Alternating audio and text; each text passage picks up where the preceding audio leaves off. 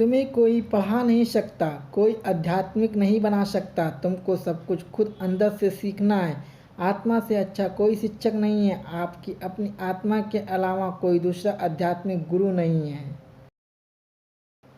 वेदांत कोई पाप नहीं जानता, वो केवल त्रुटि जानता है। वेदांत कहता है कि सबसे बड़ी त्रुटि यह कहना है कि तुम कमज़ोर हो, तुम पापी हो, तुम एक तुच्छ प्राणी हो, तुम्हारे पास कोई शक्ति नहीं है, तुम ये नहीं कर सकते और तुम वो भी नहीं कर सकते।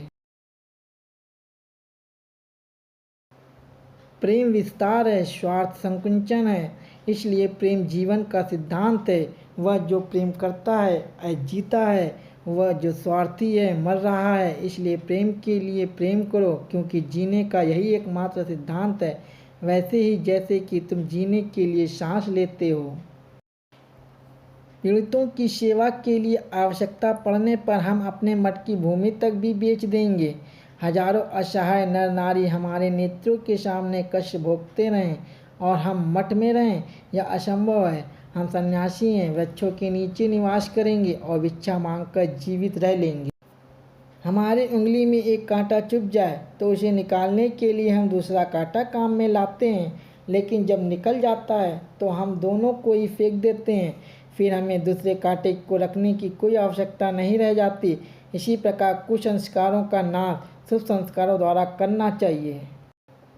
अपनी वर्तमान अवस्था के जिम्मेदार हम ही हैं और जो कुछ भी हम होना चाहते हैं उसकी शक्ति भी हम ही में है।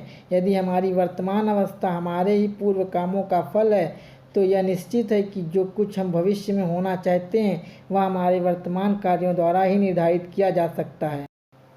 सत्य प्राचीन अथवा आधुनिक किसी समाज का सम्मान नहीं करता। समाज को ही सत्य का सामना करना पड़ेगा, अन्यथा समाज का विनाश हो जाएगा। सत्य ही हमारे सारे प्राणियों और समाजों का मूल आधार है। अतः सत्य कभी भी समाज के अनुसार अपना गठन नहीं करेगा। वही समाज सबसे श्रेष्ठ है जहाँ सभी सत्यों को कार्यों में परिवर्तित किया जा सकता है। आप 1 घंटे की खुशी चाहते हैं तो एक झपकी ले लें। यदि आप 1 दिन की खुशी चाहते हैं तो मछली पकड़ने चले जाएं। यदि आप 1 साल की खुशी चाहते हैं तो संपत्ति के वारिस बन जाएं। यदि आप जीवन भर की खुशी चाहते हैं तो किसी की मदद करें। जिंदगी को खुश रहकर जियो, क्योंकि रोज़ शाम से सूरज ही नहीं ढलता, आपकी अनमोल ज़िंदगी भी ढलती है। ज़रूरी नहीं कि मिठाइयाँ खिलाकर ही दूसरों का मुंह मीठा करें। आप मीठा बोलकर भी लोगों को खुशियाँ दे सकते हैं। तुम कभी खुश नहीं रहोगे, तुम लगातार तलाशते रहोगे। किस खुशी में है क्या, तुम कभी नहीं जी पाओगे यदि तुम जीवन का अर्थ तलाशते रहोगे।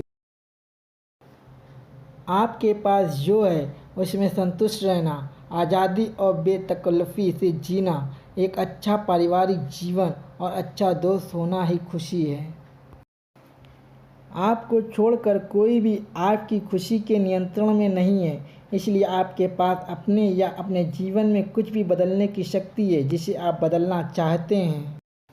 यही दुनिया है। यदि तुम किसी का उपकार करो तो लोग उसे कोई महत्व नहीं देंगे, किंतु जो ही तुम उस कार्य को बंद कर दो वे तुरंत तुम्हें बदमाश प्रमाणित करने में नहीं हिचकिचाएंगे। मेरे जैसे भावुक व्यक्ति अपने सगे स्नेहियों द्वारा ठगे जाते हैं।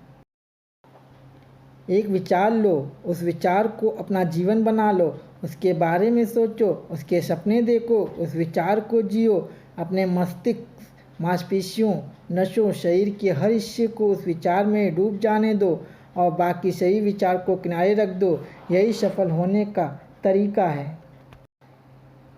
क्या तुम नहीं अनुभव करते कि दूसरों के ऊपर निर्भर रहना बुद्धिमानी नहीं है। बुद्धिमान व्यक्ति को अपने ही पैरों पर दृढ़तापूर्वक खड़ा होकर कार्य करना चाहिए। धीरे धीरे सब कुछ ठीक हो जाएगा। जो सत्य है उसे साहसपूर्वक निर्भीक होकर लोगों से कहो। उससे किसी को कष्ट होता है या नहीं, इस ओर ध्यान मत दो।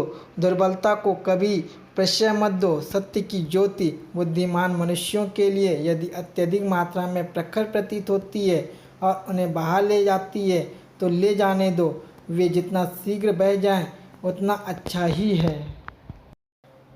शिक्षा क्या है? क्या वह पुस्तक विद्या है? नहीं। क्या वह नाना प्रकार का ज्ञान है? नहीं, यह भी नहीं। जिस संयम के द्वारा इच्छा शक्ति का प्रवाह और विकास वश में लाया जाता है और वह फलदायक होता है, वह शिक्षा कहलाती है। हम वो हैं जो हमें हमारी सोच ने बनाया है, इसलिए इस बात का ध्यान रखिए कि आप क्या सोचते हैं। शब्द गौण है, विचार रहते हैं, वे दूर तक यात्रा करते हैं।